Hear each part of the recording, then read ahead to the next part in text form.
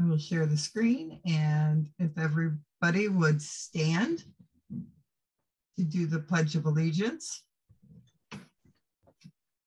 I pledge allegiance to the flag of the United States of America and to the republic for which it stands, one nation, under God, indivisible, with liberty and justice for all. Thank you.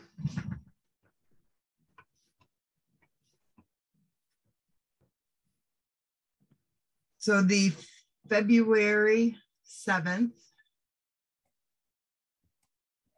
2022 minutes were sent out to the group for review.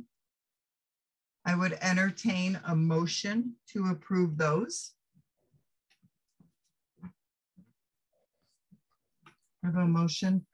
The only thing I didn't see my name on the list as being in attendance. This is Debbie.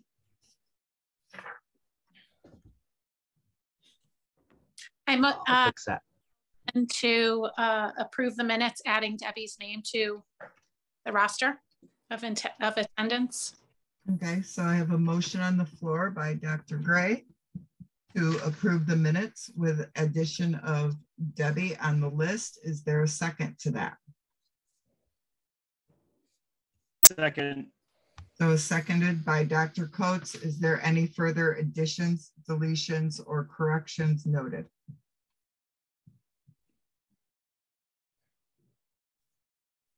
Any abstentions to the approval of the minutes? Any objections to the approval of the minutes?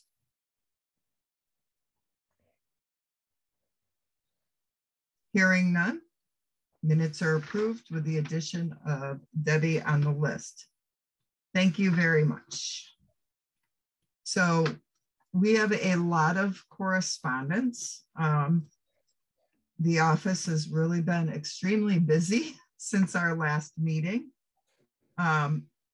So the first one I would like to say is we have 2 new applications, which I can bring back under new business to be voted on. The first application that we have is Dr. Evelyn Vento, and she is here with us tonight. Welcome, Dr. Vento. I hope I pronounced that correctly. You did, thank you.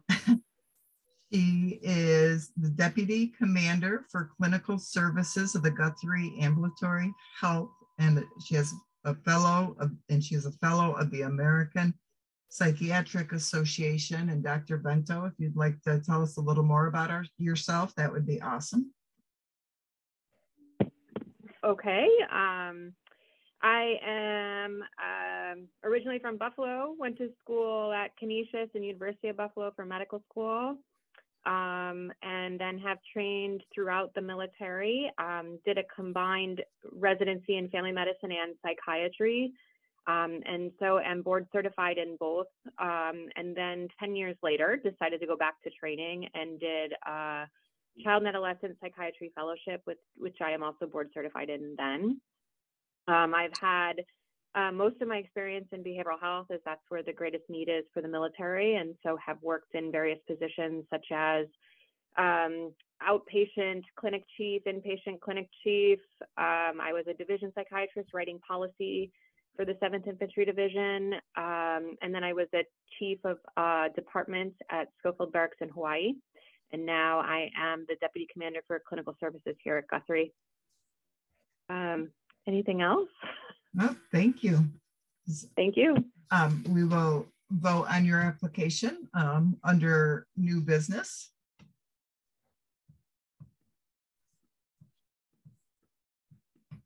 And then the second application that I have is Dr. Heggers, who was invited to the meeting. I'm not sure that he was able to make it on. I will share my screen with you quick. So Dr. Heggers is, let's see, hopefully I get all this right. Let me make sure I share that. That's just the top of his CV for you guys to see. He's a flight surgeon with oversight and does the training for the aviation battalion on Fort Drum. He's also per diem with the North Country Emergency Medical Consultants, St. Lawrence Health System, and works with Upstate and St. Joseph's as well. So I did receive the application and all the required documents for Dr. Heggers, and will be bringing them both up under other new business. Does anybody have any questions?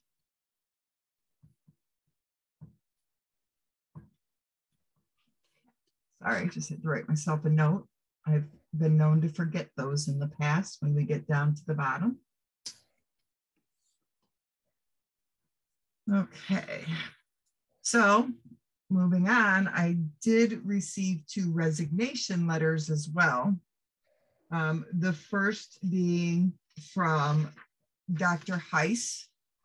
Dr. Heiss will be moving out of the area towards the end of the year, and she has been working to transition any services in St. Lawrence County to a new medical director with our office. So she did submit a resignation to the REMAC. So Dr. Heiss has served for many years. I believe, I don't know the exact date that she was started on the council, but she was here before I came to the North Country in 2006, and has been a service medical director to many of the agencies in St. Lawrence County. So we will also do the votes for those at the end for the resignations. Probably should officially accept them or not. The second resignation is from Dan, and I always butcher your last name. And if Dan would like to talk a little bit about what he's going to do and why he's leaving us, I do think it's a great thing. Congratulations, Dan. Thanks, Anne. I don't really have too many words. I've been the shadow, I guess, of all you guys for the last year or so. I'm going to be leaving the North Country area, hopefully temporarily, pursuing some further education at medical school. So hopefully that goes well. But it was great seeing all of you guys over the last year or so. I wish it was able to be in person, but I'll still see if I can attend some of these REMAC meetings if they continue in this virtual or semi-virtual hybrid framework. But thank you. So, and thank you for, I know you haven't been on for a long time, but thank you for everything that you've done. All right. So moving on to through my correspondence is I received a letter today, status post. Let me get out of this here. The Indian River Ambulance was putting out, and I'd like to acknowledge and send accolades out to them for the actions that they've taken after seeing multiple overdoses with highly concentrated opioids. And basically, you know, the letter said they reached out to all the communities that they covered, talked about the problem with the heroin and some of the other highly concentrated opioids that they're seeing, and put awareness in the community, and also worked with Anchor Recovery to be able to provide a large amount of Narcan to the area. And they are going to be hosting community hands-only CPR classes for lay people in an effort to combat this issue. So I just kind of wanted to throw that out for everybody's information.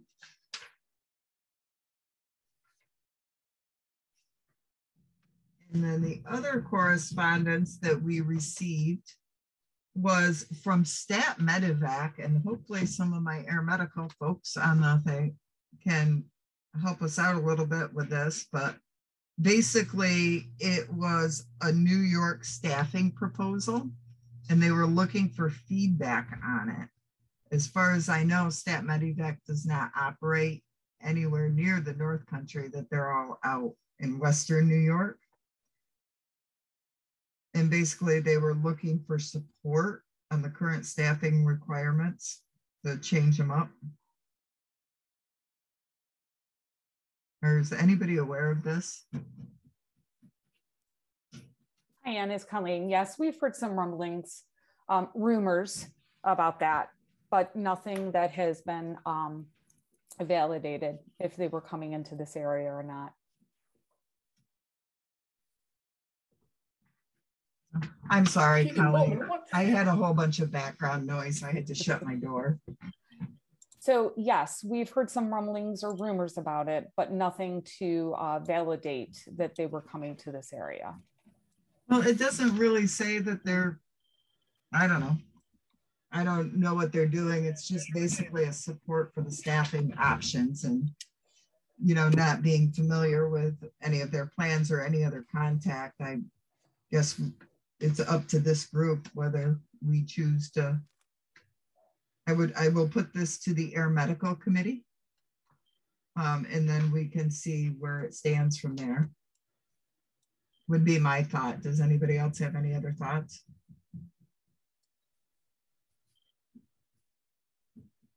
I don't think it's up to us as to what their staffing is, right? It's more them telling, if they do come into this region, they tell us what their staffing is. Yeah, like we've never told people, Air Medical how to staff, correct? No, but I think, yeah, I don't know. They're just looking for support. I couldn't really follow exactly what they were looking for in reviewing this. Okay. So that's why I think maybe the best thing is to send this to our Remsco Air Medical Committee and let them figure that out. Yeah, that sounds great. So.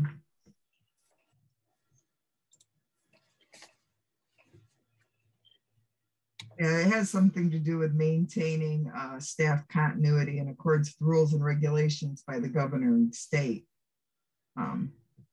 So we'll send this to the Air Medical Committee and then go from there, and they can advise back what their thoughts are as a region on whether we should write a letter of support or not. Because I think it's important if it's something that would potentially affect our current air medical providers as well, or the staffing configuration that our current air medical providers have is important to consider. All right, so that's most of the correspondence. We'll move on to the enforcement list, as I just did that backwards. And let me find the enforcement list. Debbie, do you want to read through them or do you want me to just put them up? Fortunately or unfortunately, depending on how you look at it, there isn't as many as what we saw there before the last meeting. So I have no problem just displaying them and answering any questions. There was one that came today, but it does not appear on there because I did that list last week. So the one that came today will be on the next, will be on the June one.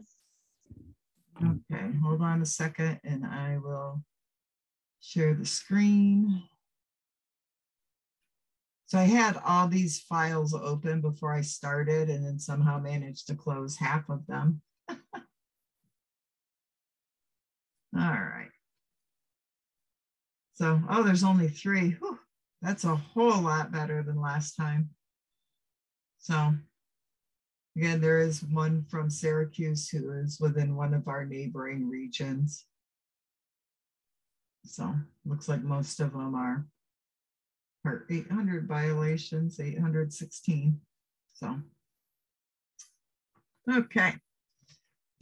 Moving on, as requested at the last meeting, for some reason it was on the Remsco agenda and I didn't have it on the REMAC agenda, but air medical reports. I will turn this over to, let's see, I have Colleen from LifeNet. Do I have anybody from Mercy on? I don't see anybody. So I guess it's all you, Colleen. Hello, everyone. Are you able to show my report? Let me find it in my email.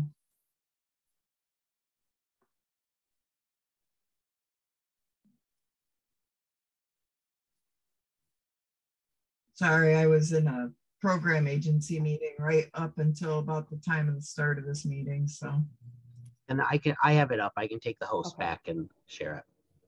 was gonna say, I got it right here. Yeah, and sorry, I sent it out late. I've been gone for the past couple weeks, so I put it together.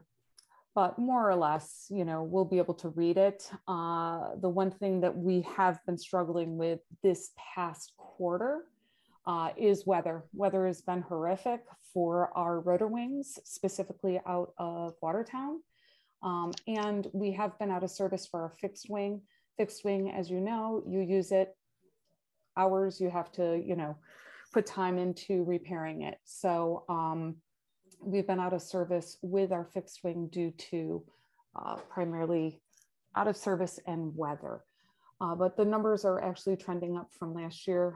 If you go down 2 more slides, it shows you Q1 totals for this year, which is what we're seeing right now, and then Q1 totals for 2021. So the numbers are, when it comes to 911 calls, still pretty high, which is great. That means that we're also seeing out of St. Joe's Hospital, they've been saying they're seeing a lot of medical calls coming in. So we've been actually doing some training at St. Joe's Hospital because they're always asking, where's the trauma for the medical call? And, you know, what came first, the chicken or the egg? And we keep telling them, no, it's not due to any trauma. It's due to medical and identifying the need for STEMIs and or strokes to be flown. So that's been a wonderful opportunity to educate the ED physicians and the ICUs. Other than that, everything else is going well. We are slated to get our 135 May, June due to COVID and a lot of supplier delays. It's delayed our aircraft. But other than that, that's what I have for our report. All right, and this report has been emailed out again. We just got it, so it just went out. But if you have any questions, feel free to contact Colleen. Does anybody have any questions for Colleen right now?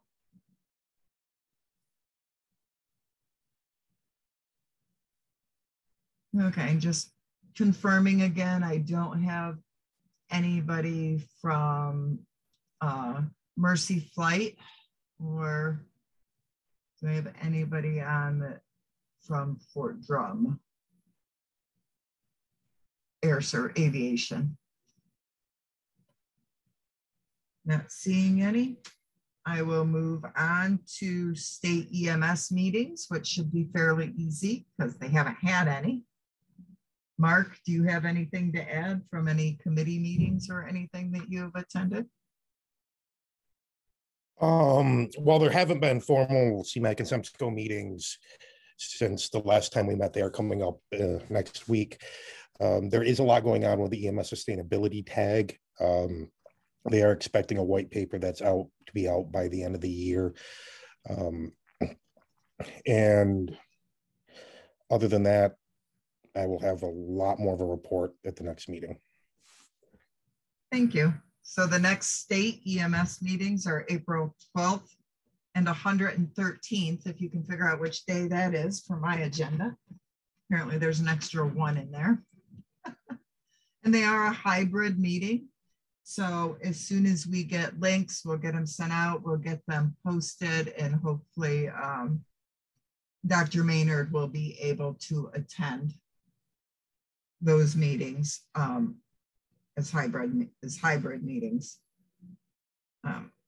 Any questions for Mark regarding state EMS meetings? Okay, moving on to other old business. So protocols. If you guys remember back quite a few, well, actually it's probably a couple of years now, I'd have to look back exactly. There was a bunch of protocols that were approved at the state or at CMAQ and SEMSCO that never received the Commissioner of Health's approval to then be distributed out. One of them being the discussions that we previously had on TXA, you know, the new epistaxis protocol, and then some other minor changes within the collaborative protocols. I'm hearing rumor that those have been approved, and I'm trying to tease out how we're going to distribute them and the education. I'm hearing Dr. Daly may be doing a YouTube video education on the new protocols, but I'm sure we will learn more. There also was a discussion that was started with the collaborative protocol group that I kind of missed because the emails got buried, and they are discussing potentially getting rid of the excited delirium protocol. And it looks to me like they're going to combine that into the behavioral protocol for the agitated patient. That will be coming forth to the next state meetings for discussion. So there'll be more to follow on that. I do have a copy of that. I was going to bring it up on the screen, but if anybody's interested, I can send out the latest draft that I have on that. And then if anybody has any comments on it, I can take them to state EMS meetings with us to the collaborative group. There's still not a good process as far as changing or updating protocols through this collaborative group, although hopefully they are still looking at any submissions that are put through on our website. We do have the little button there if there's folks that have recommendations. Does anybody else have anything on protocols?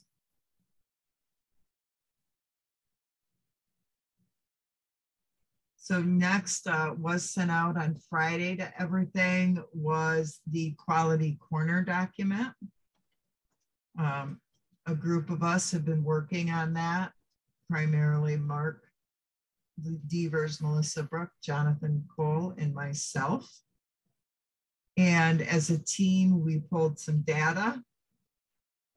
We pulled the data based on if providers had checked the box for one of the major trauma criteria. And we came up with 110 charts. Then we looked at scene times. Out of all of those charts, 15 charts had scene times greater than 30 minutes. So we chose to look at those that had scene times greater of 30 minutes. Chart reviews take a long time. So that was kind of within our capacity of time. So we did that full review. And out of that, we thought it would be good education to talk about the trauma triad of death, which we get into further and put in some resources for. But you know, it looks like everybody's doing a great job on doing IV access on trauma patients. 23% of the chart's narratives did not support the documentation field of major trauma. So, and that was just clearly documentation stuff. A lot of times the delays were not documented. Or if they were documented, it was just in the narrative. If they were documented for extrication and not the pull down, drop down box for extrication was not used.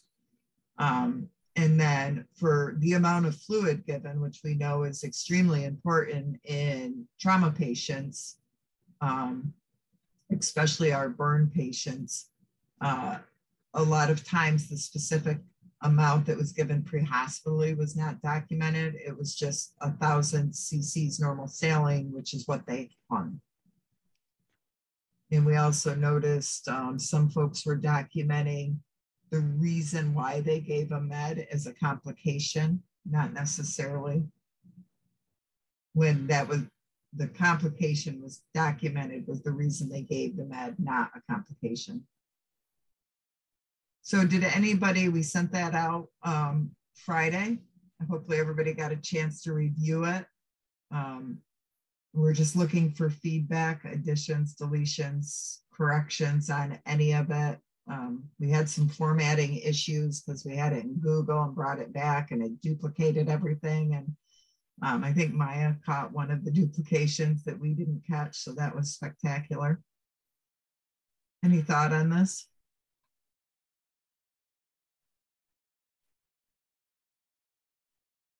I really like it, and I really hope that agencies will share it with their groups.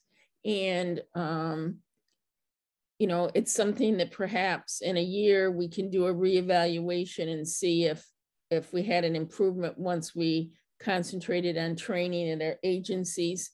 The only thing I was wondering, and this might be too hard to do, is to maybe add a little graph on the bottom for the trauma. Of the 110 charts that you reviewed, can we break it out by county, or is that too tough for you to do, Ann? We can break it out by county, but I think, right, Jonathan? Jonathan's making his face there. We could break it out by county. It would be a bit of a pain in the butt because we pulled them by agency and not so much location. Okay. So like when you have agencies like Carthage that border the county line, or Indian River or Governor, it gets a little difficult there. But I think in the future, that's something that I definitely can do easily. For this one, it just would have been a bit of a nightmare. And then the other thing I noticed is when I printed it out, I got page 3, which was blank, other than the resources at the bottom. Yes, we did. I didn't, when I said we can get rid of that page, I noticed that after I saved it, but Friday was kind of crazy. So I think I put that in the email note. We'll get rid of page 3 before we send it out to providers. But I wanted to make sure that everybody got a chance to, you know, ensure that everything was good formatting wise, that our medicine was good that we talked about in it, and we didn't make any errors or something may be perceived when you read it versus what we're thinking as we're writing it. That's always great feedback as well, but this is number 2. We're getting better at them. And I actually hope that maybe I learned a couple new tricks too over the last week with the report writer, that maybe we can start, you know, pulling some regular metrics that we can look at. And the peer committee had sent some stuff to us, so that'll probably all kind of meld together. So, any other thoughts on this? Hey, Ann, this is Josh. From kind of an outsider perspective, this looks nice. I like the bullets. It's easy to take away the key points. I think nice job to your crew. I like it. And then a little more detail on the back, flip it over. Well done. Just going out quarterly? Well, this is our second one. We're hoping to do quarterly. So it does take trying to decipher the points and what we want to look at, and we've been a little all over the board with it. So we are open to suggestions, especially from our physicians who, you know, maybe seeing something, you know, at the ER that as patients come in that may be good for us to look at. So, but yeah, job well done. I really like the format, as others have said. And Josh, I was wondering if you were going to speak up, because when I was reading this, I'm like, the next one's going to be stroke metrics, right, Josh? So anyway, I love this. Great. Kudos to all of you working on this. So does that mean Josh is doing our next quarter one? Collaboration. I'll give you some data. Okay. Our next one may have to do with strokes again. So I would entertain a motion to approve this for distribution to our agencies.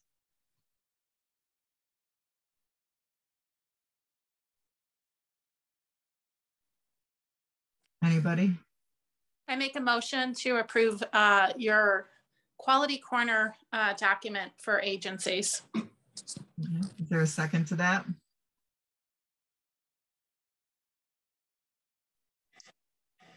I'll second, Ann. All right. Thanks, Dr. Delaney.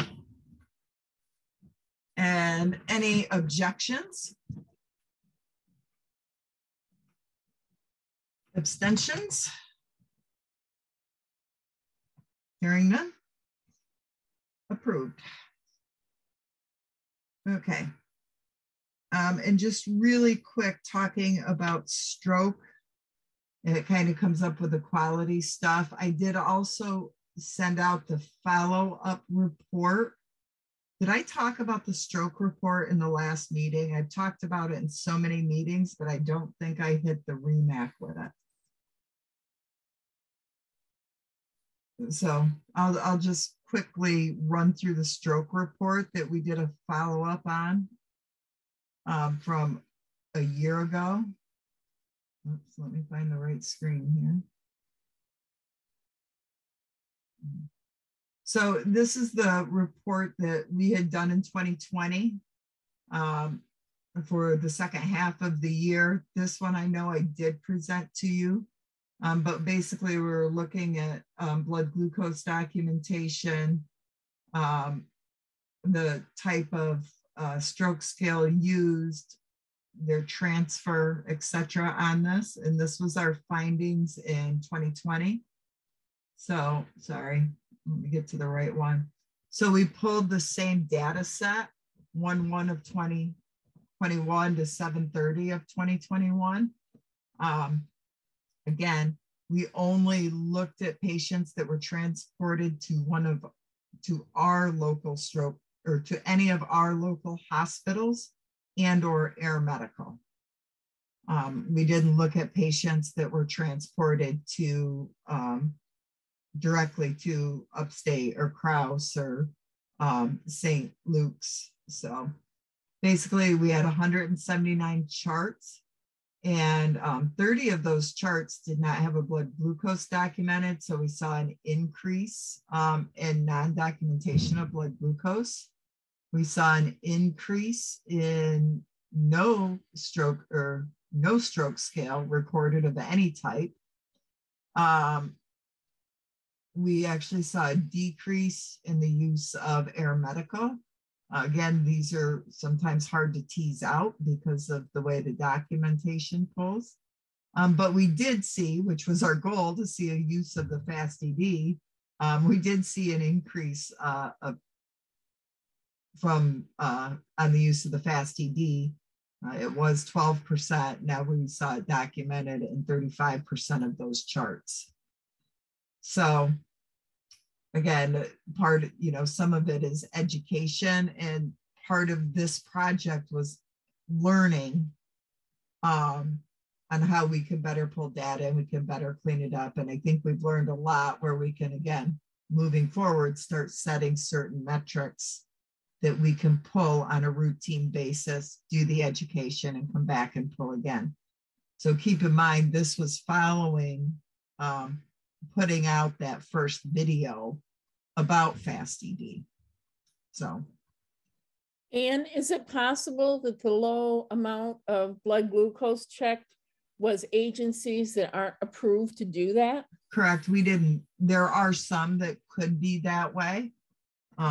We didn't dive down quite that deep. So that certainly can be part of it.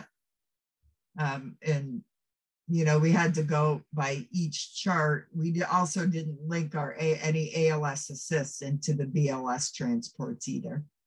So we just did a general view of them, but that's another thing that we have to think about when we look at these. Because sometimes the BLS agencies are not with the patients for that long. And then the ALS end up doing it. Or vice versa, BLS has done it. My computer just died, Jonathan. We still see you.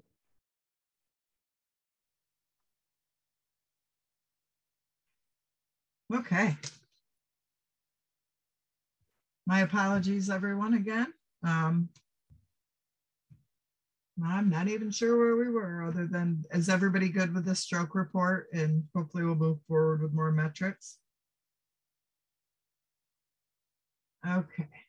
Now my computer's even doing more things.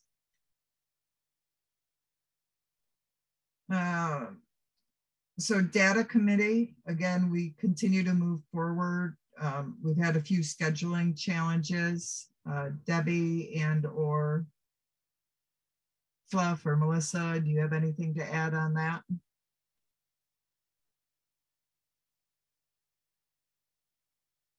No, I think we're moving along pretty good despite the scheduling challenges, and obviously anticipating them through April, and then hopefully we'll get back picking it up pretty quickly. So CME manual changes. At the last meeting, we discussed approve it, and we approved for air medical providers for their annual or their routine skills checks to be counted for our every 6 month skills. I haven't updated it because I've been thinking deeply about the thought process on that and how we're going to work that. And I just kind of wanted to throw out there what I kind of came up with and get feedback from the air medical folks that are available on the call, as well as anybody else. But when we talk about our air medical providers that run on ground ambulances, there's not a large number of them. I would say maybe 10 within the region, and that's probably a high number. I know LifeNet's clinical standards. I know what the providers need to do. Mercy Flight follows along the same line. But what we had said is that they need verification by the medical director. So my thought was, with the limited air medical companies that we have available in the area, if I just put out the change in the CME manual to reflect our CME managers to document air medical in their company that they are flying with, and at the every 6 months, we can reach out to the respective company's medical directors just to verify that they are in good standing with that company. And Maya would be implicated in that. So I'm kind of looking to Maya for her thoughts, and forgot to ask her this morning when I was on the phone with her. Yeah, no, I think that's reasonable. Like, is the difference compared to when we originally talked is that you're putting it still on the agency to seek, for example, my insight on a provider. So basically, it's a level. Right, but so you wouldn't have to get bombarded by, let's say we have 10 providers and they're all with LifeNet. You wouldn't have those 10 different agencies they may run with coming to you. Basically, the CME manager would put in, they would verify that they're in good standing with their CME manager for the agency, you know, with LifeNet. And the CME manager would put in air medical provider dash LifeNet dash Mercy. And then when we pull the reports, we see the comments, and we would pull those providers, because again, it's a limited number. We review them because we remove providers. And then I would send you an email with the list from LifeNet, and I would send Dr. Galton for Mercy Flight the list for Mercy Flight, and then just ask for verification that those providers are in good clinical standing. Or maybe even Colleen can do that. I don't know, on your side. I'm happy to do that. I think it's the medical director's responsibility to say the good standing. So I think that's very reasonable. And I think both Mercy's medical director and myself would be fine with this. So thank you. And I can reach out to Dr. Galton, but I figured that that would save you trying to get paperwork signed for each provider and get it sent. Whereas if we could just verify them all at once. So if nobody has any objections, I will try to get the wording for that. And then we will put it out to agencies as well. So our CME managers are aware of that. Drug shortages. Any other questions on the CME manual changes? Okay. Hearing none. Again, drug shortages are starting to rear again. One of the challenges that I find is we get periodic phone calls here and there about drug shortages. The policy statement for us to be able to make any changes is we then need to confirm that it's a regional shortage, not just a single vendor problem. So we thought that we would put something on the website that would be a survey to make it easy for people to report that. And I just kind of wanted to give you guys a preview of that before we put it out to the providers. So on our website, and I'll just share my screen here again. On the home page of our website, if you scroll down, there it says drug shortage notification. We did try to put this in one of those little blue buttons for easy find, and it broke our website. And we had a lot of issues with it. So basically a provider would click on this, and then there's a very short survey that would come up. And, or no, actually they just scroll down on it. They don't even have to click on it. Put in their contact information, and then they can check off the drug. We put the list of drugs in. And the other question we ask is, have you attempted to order from more than one supplier?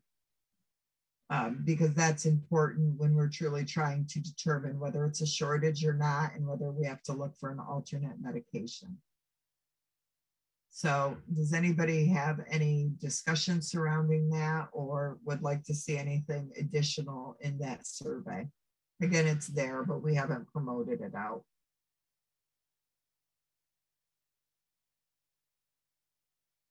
Okay, and that is part of the process that we were working on when we talked about like the lactated ringers. We're starting to get reports of a shortage of normal saline. And again, it's something that we had discussed with the epinephrine vials and going to utilize them for ampules. And we never did get an answer back from the state regarding that. So this is the start of that process. We continue to work more on trying to tease out whether we can do policies and or protocols. And I hope to have more information after this, these state meetings. So that actually takes me almost through the rest of the other old business, with the exception of the viral triage protocol, which we have had no updates on. So is there any other old business out there or questions about any of the things I discussed?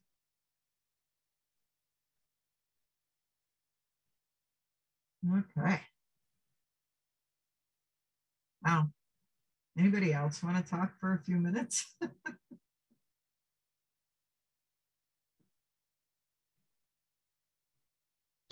Okay, moving on to the program agency report. I'll have to throw Josh under the bus a little bit here. No. So I'm pulling up the PowerPoint now, but I did share, and I'm going to keep this. No, no, I'm not. Every time I put this in the slideshow view, it screws it up a little bit. So I'm going to move you over. I did send out the meeting minutes from our last stroke advisory committee meeting for everybody's view. I will talk a little bit about that in just a minute. Slideshow up here. And where'd my share screen go?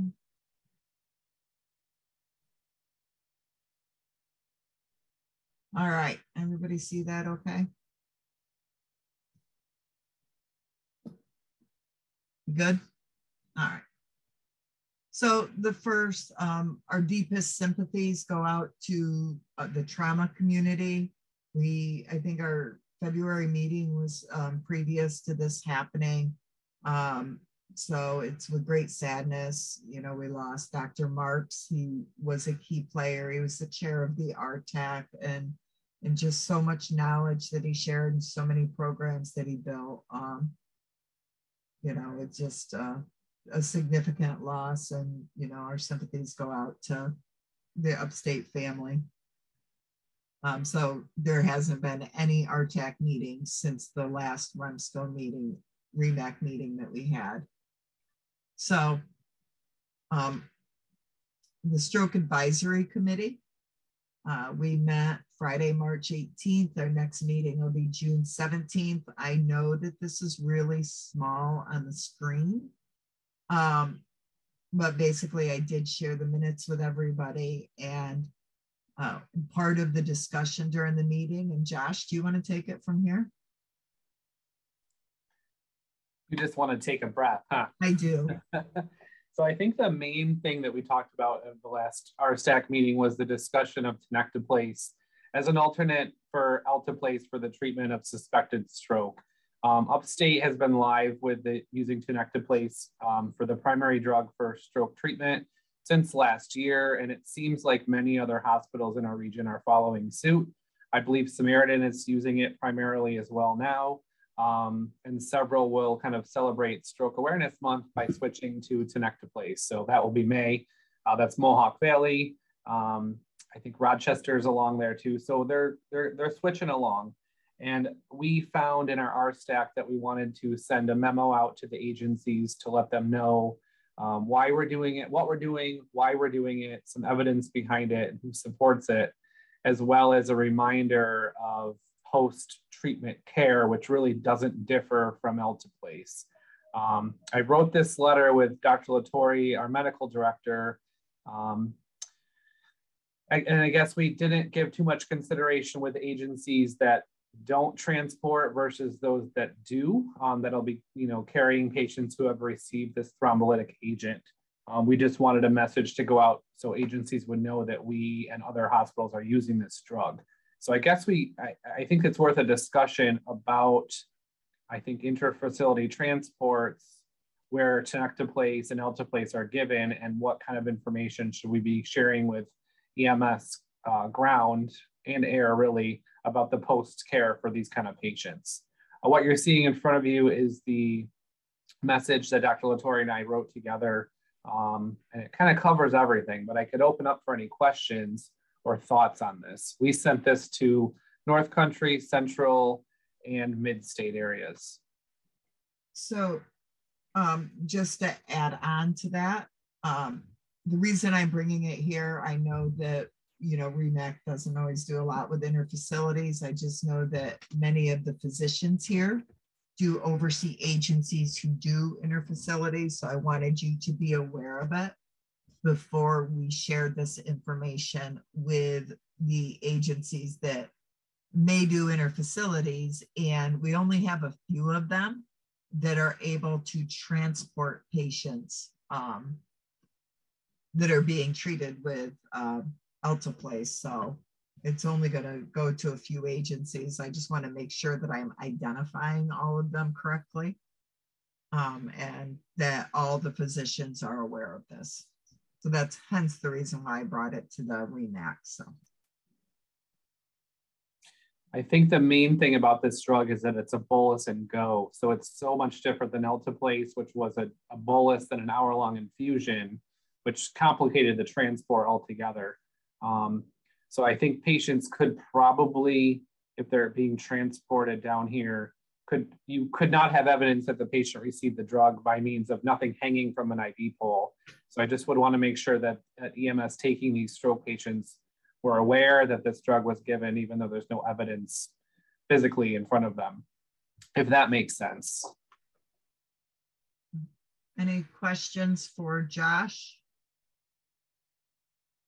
Or comments regarding if your facility is changing over to tenecteplase? We know that Samaritan is. Any discussion at Claxton Hepburn and or St. Lawrence Health Systems? I've seen the data, and we're starting to roll out tenecteplase at Claxton Hepburn. Good.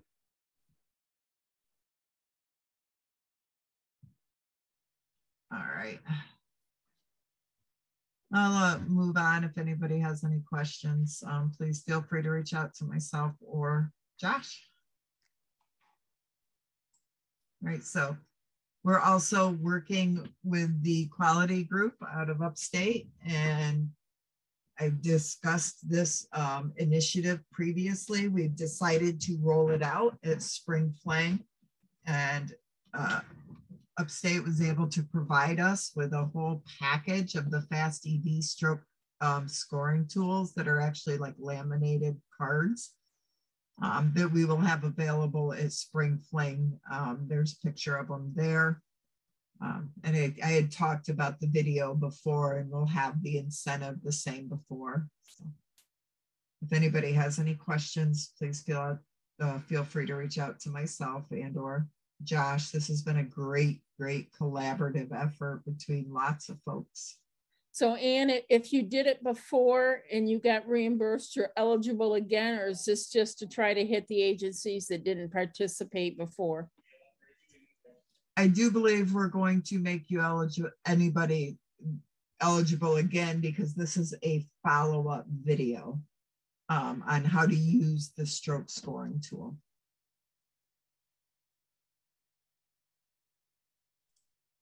And I just have a question. So we're preparing for Spring Fling. Is there any reason why I couldn't hand out any Tenectaplace information like that statement at our booth with Fast ED? You could. We only have a couple agencies that have the ability to do interfacility transports with a patient who received that. So okay. We'll have a tool then that has one on the front, one on the back, then we'll have just these to hand out, plus the video there. Plus the giant brain. Actually though, the patient received it. They're not receiving a med, so it may be more of a general transport concern, right? Actually, because you're not transporting the med itself. That's what I'm thinking there. So yes, probably something with the post follow-up care for a patient, during an interfacility that's received Tenectaplace would be good.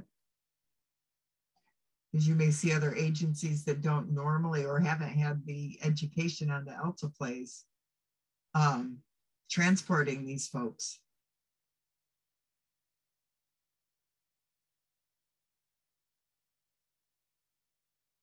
Any other thoughts from our regional folks? Is there anything we want to do regionally with that?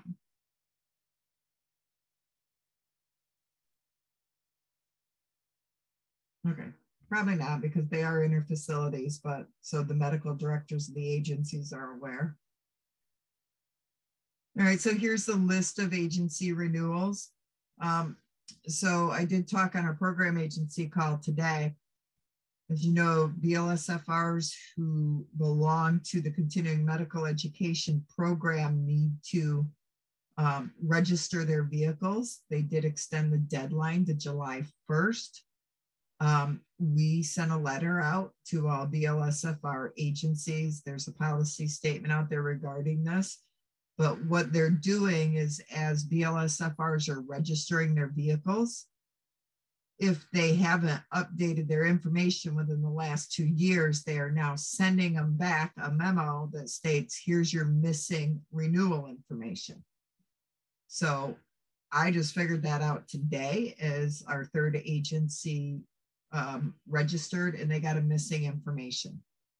So none of that was communicated to our office that that's what they were doing ahead of time, but please let your BLSFRs know that they may then have to turn in the other BLSFR update information, which includes their roster and their agency information update and a couple other items.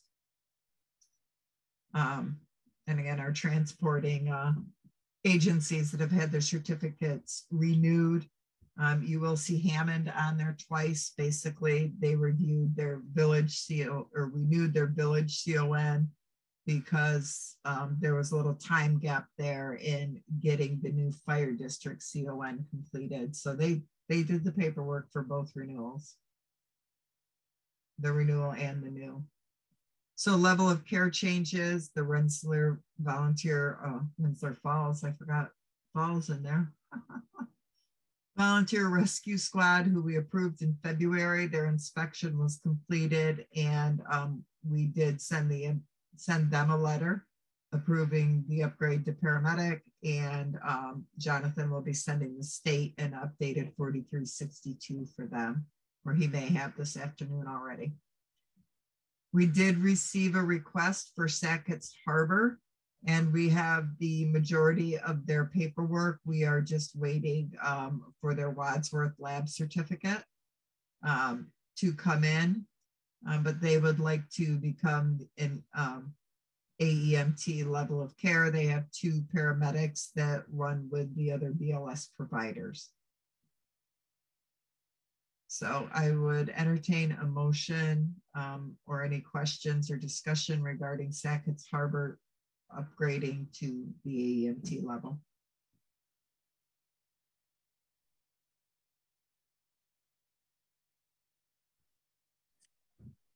I make a motion to upgrade Sackett's Harbor to the AEMT level.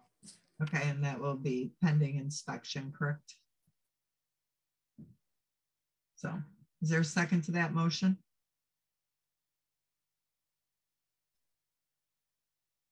Second. We have a second by Dr. Delaney. So we will send them communications and ensure we do an inspection that they have all the equipment and the paperwork in order beforehand. The next, Star Lake Fire Department, they have written a letter requesting approval to move from the critical care level to the AEMT level. We have worked with them and the Bureau of EMS. They have surrendered their narcotics and sent their controlled substance license back to the state as requested. So I would entertain a motion to approve that. I'll make that motion. Is there a second to that? I'll second it. Okay, so now I have 2 motions on the floor because I forgot to vote on the first one. Is there any objections to either one? Any abstentions to either one? Hearing none, moving forward. So these are the updated public access to fibrillation that we've received, and for the YMCA and all of their locations where they have public access to fibrillation. So regional BLS adjuncts, Star Lake Fire Department did submit all their paperwork for BLS blood glucometry, and Black River Ambulance and Constableville for BLS 12 lead. Is there any discussion on any of those? If not, I would entertain a motion to approve these when the signed paperwork is received, or the Wadsworth is received for the blood glucometry. I'm working with Black River Ambulance on the 12 lead. There was some questions and some additional clarification that needs to be done, and I hope we'll have that completed this week. So, okay, so I would entertain an emotion once that clarification is to have these all approved. Might be cleaner to do. They're a little bit different. Let's do them separately. So I'd entertain a motion for Star Lake Fire Department's approval of BLS blood glucometry upon receipt of their Wadsworth lab certificate. Anybody willing to make that motion? I make the motion of everything said. Motion by Dr. Gray. Seconded. I'll second that. Seconded by Dr. Delaney. Any objections? Abstentions? Hearing none, approved. So the BLS 12 lead with Constableville, they had all their paperwork signed and it got lost in interdepartmental mail somewhere. And they have resubmitted the whole application again, and they are just waiting on the signatures for it. I think we just got it. Okay, and Black again, assuming that we have the things, I can't look at them during the meeting. A lot of this stuff came in last week, which has made it difficult to get all this stuff together for this meeting. So I apologize for that. Please encourage agencies to get stuff in a little sooner. We certainly have been. So I'd entertain a motion for Constableville and Black River for their BLS 12 lead once all the appropriate signatures / processes are done. So they don't have to wait till June.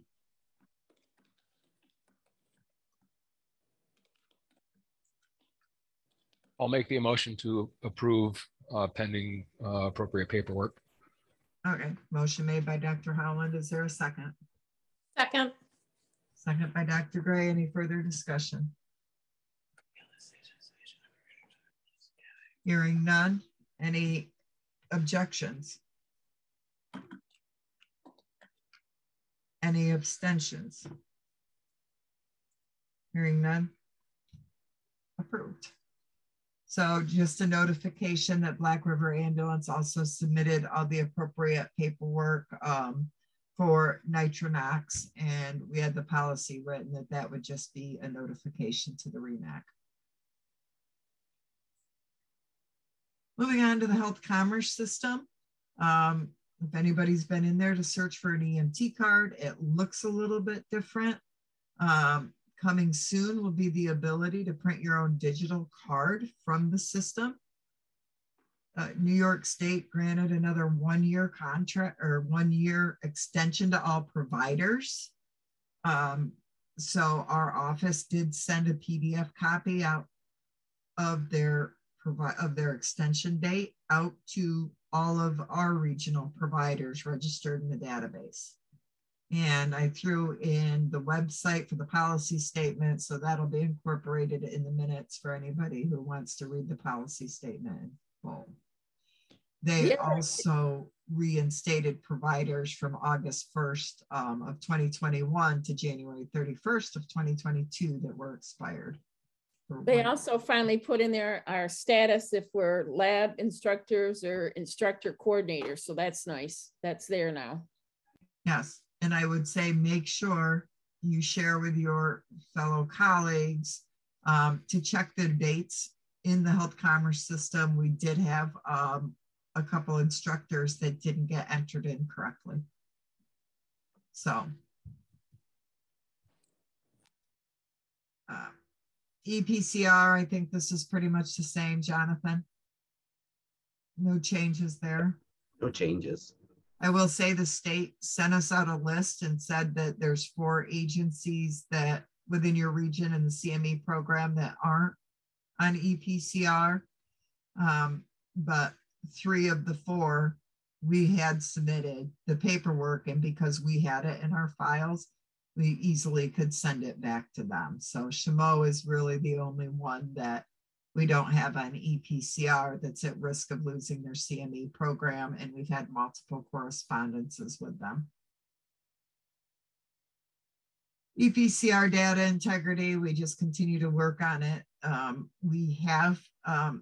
We've found some upload issues, specifically with one vendor, and usually we find those through our specialty centers, and we're not going to blame this one on Josh this time.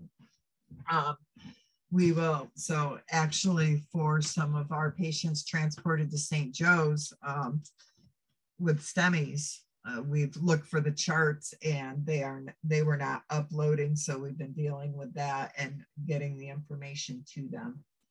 And we do report data integrity findings on our quarterly reports. So lately we've been having lots to throw in there. So kind of an update on Spring Fling. We have multiple vendors. I would like to thank all our local hospitals, the majority of them, including our specialty centers upstate and Mohawk Valley Health Systems, who all came on board as vendors to assist us with the conference. And a special thank you to LifeNet for being a gold sponsor again. They just started the discussions. Hopefully we'll have an aircraft there as well. And we have about 110 folks registered. So I'm projecting that we'll have a little bit smaller of a conference, but hopefully we'll get some more registrations before the deadline in a couple weeks. That was just the early bird registration deadline. Debbie, do you have anything additional to add for Spring Fling or Mark? You'll notice we said we're not doing a Sunday session. We just decided to just do Thursday night, Friday, and Saturday. We reached out to the area hospitals looking for some financial support with the cost of food and everything the way it was. We really didn't want to raise our prices too much. And again, because of that assistance from them, we're going to be able to offer the meals and the snack food like we've done in the past. So it's great to be able to do that. And, we'll look at increasing it back to the full size next year. So again, thank you to everybody who is supporting us as vendors. That's a huge part in our ability to keep our prices down for our providers. We're one of the lower priced conferences, so it helps with everybody's budgets being so tight. We are starting to plan the Fort Drum EMS Day again. Tentatively, we're shooting for June 18th. We're working on some of the marketing material and the kind of the lecture setup. We haven't done this in a few years either. 2019 was our last one, so I'm excited to work on that.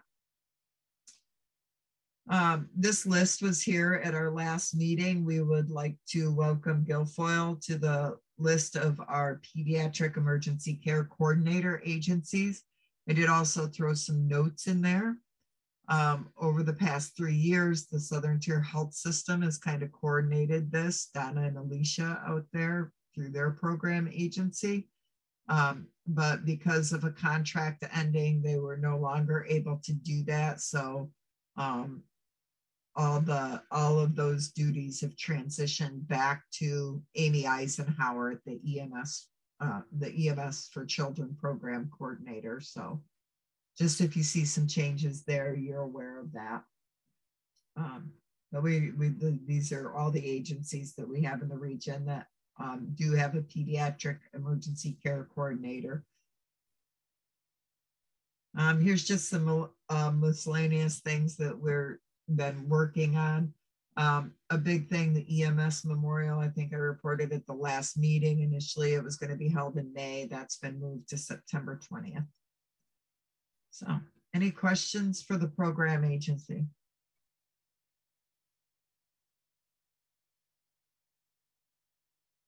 Okay. Hearing none, we'll move on to a discussion about meetings post-pandemic. And Debbie, would you love to talk about this? Sure. So we are in the process, Jonathan and Ian, putting together a Survey Monkey that we're going to send out to committee members as well as the REMSCO to find out their capabilities. If they want to continue to do hybrid, we want to have some people in the office, and Dr. Delaney and Ann and I had a call last week, and we are going to make sure that we are in the office for those calls and if other people want to attend. But we're going to do a survey because looking at the requirements for the state, folks really need to be able to have video and they have to have audio. And we have a couple people on the REMSCO that don't have audio. So we're going to find out what people have for capabilities, and then we're going to open up the area for people to drive in.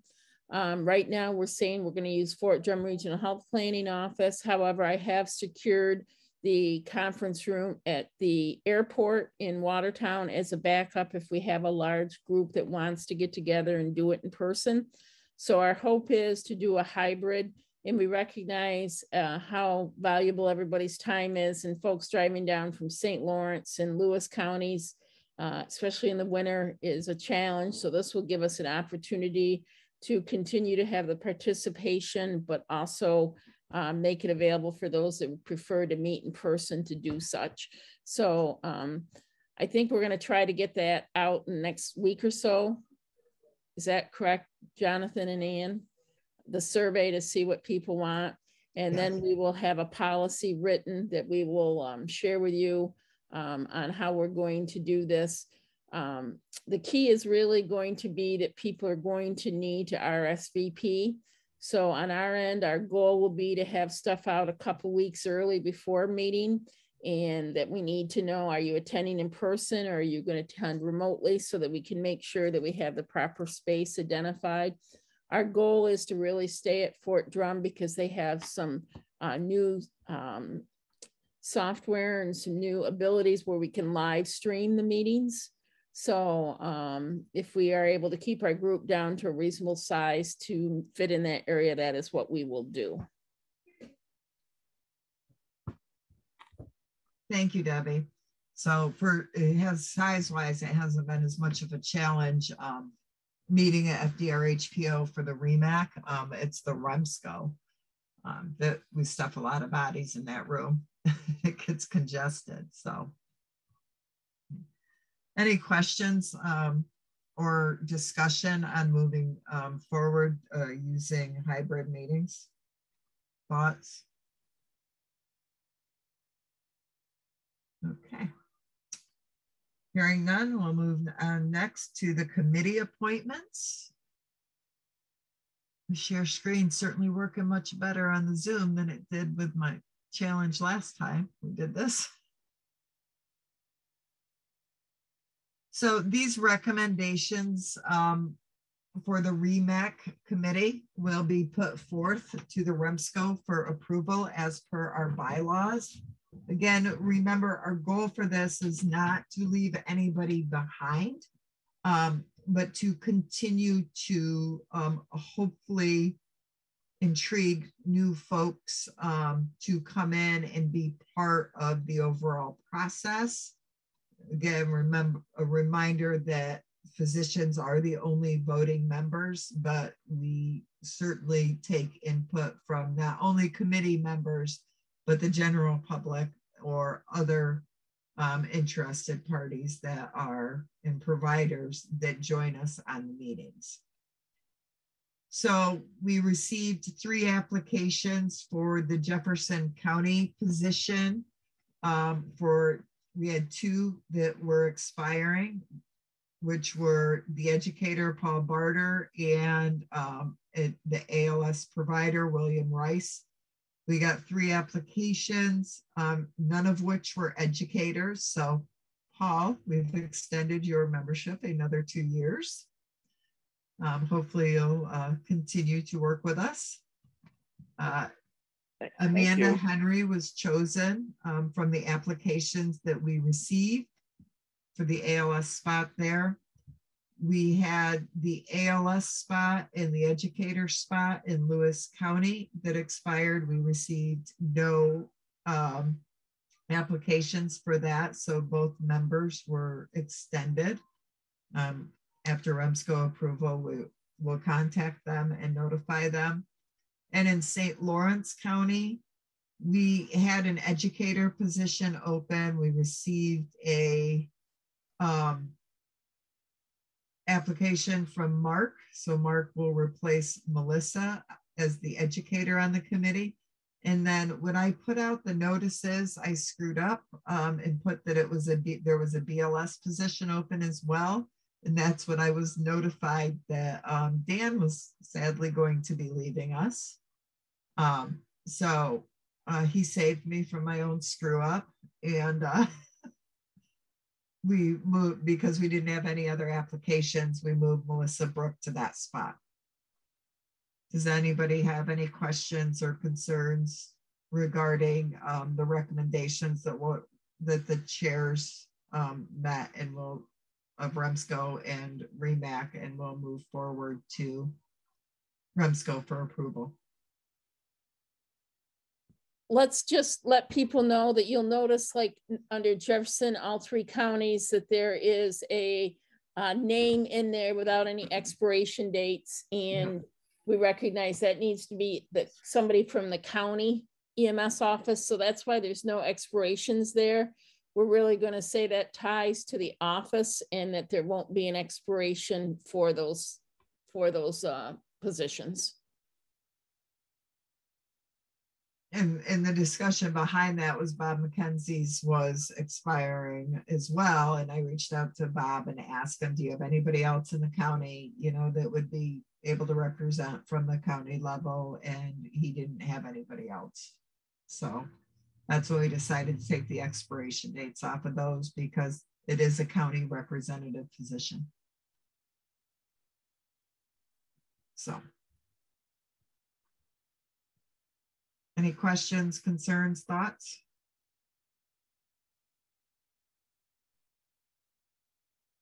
Okay, we will forward that to the REMSCO for their approval this evening at their 7 o'clock meeting. Okay, so let's, is there any other new business before I do the votes for the applications and resignations?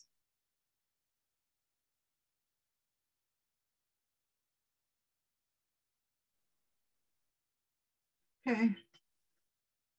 I'm not hearing anything, so I will put the resignations up there first. So we have a resignation from Dr. Heiss and from Daniel Jerusnik. Did I say it right, Dan? I always butcher that.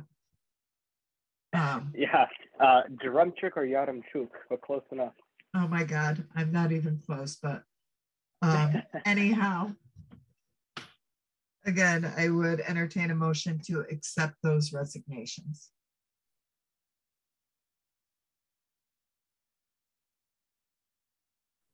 I'll make a motion to accept both resignations.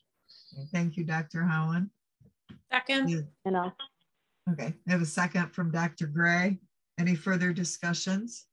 Other than the fact I would really, really love to thank them for their service and for participating, and we really wish them the best of luck moving forward, and we hope Dan comes back. Dr. Heiss was on, yeah, Dr. Heiss was on quite a few years, and she had quite a few agencies. So I will take care of getting a plaque done for her, and we'll make sure that that gets presented to her on behalf of the REMSCO, recognizing her years of service. Nice, thank you. Okay. Any objections to that motion? Abstentions? Hearing none. Okay, so we have applications. The first application is for Dr. Vento. I would entertain a motion to approve Dr. Vento for the REMAC. I make a motion to approve Dr. Bento. Motion by Dr. Gray. Second. Second. Second by Dr. Delaney. Any further discussion?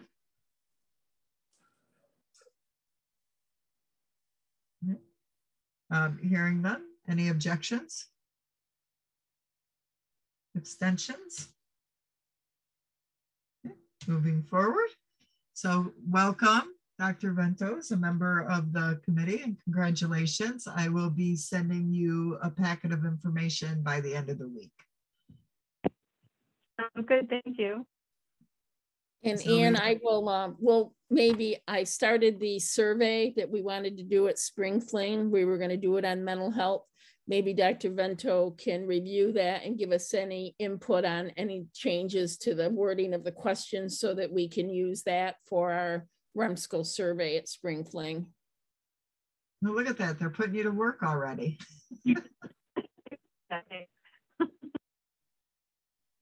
Great.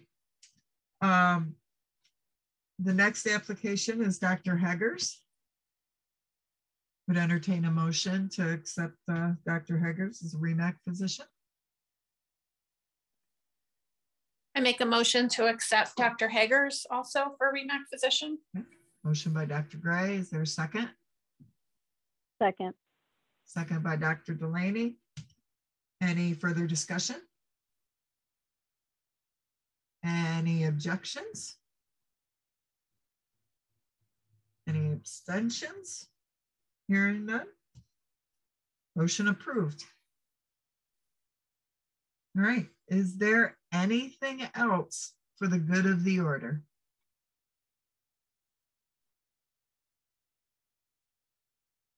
Hearing none, I would like to thank everybody for listening to me talk for a long time. And I hope everybody has a great evening, and I will see most of you again on the REMSCO. I'd entertain a motion to adjourn. I think Maya made that motion to adjourn, didn't she? Yes, I did. All right. Thank you, everybody. Bye-bye. Thank you. Bye. Have a good night. Thank you. Thanks, Dan. Thank you.